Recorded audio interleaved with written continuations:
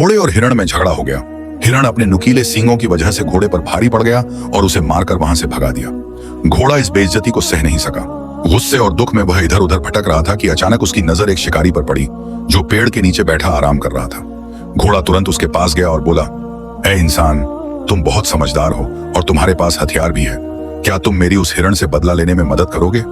शिकारी ने चालाकी से कहा, हाँ, मैं मदद कर सकता हूँ और उस हिरण को मार सकता हूँ, लेकिन मेरी एक शर्त है। मेरे पास तीर कमान तो है, मगर हिरण बहुत तेज दौड़ता है। अगर तुम चाहते हो कि मैं उसे मारूं तो तुम्हें मुझे अपनी पीठ पर बैठने देना होगा और तुम्हारे मुंह में लगाम डालनी होगी ताकि मैं तुम्हें काबू में रख सकूं। घोड़ा बोला, मुझे मंजूर है, बस तुम उस हिरण को खत्म कर दो। शिकारी ने तुरंत घोड़े के मुंह में लगाम डाली, तीर कमान संभाली और उसकी पीठ पर सवार हो गया।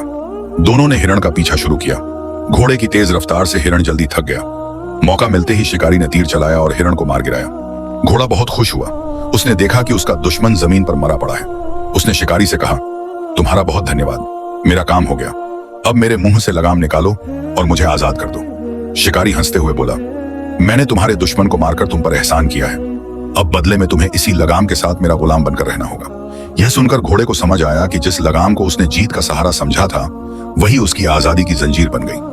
बदले की आग में उसने अपनी आजादी हमेशा के लिए खो दी। गुस्से में लिया गया फैसला अक्सर जिंदगी भर का पछतावा बन जाता है।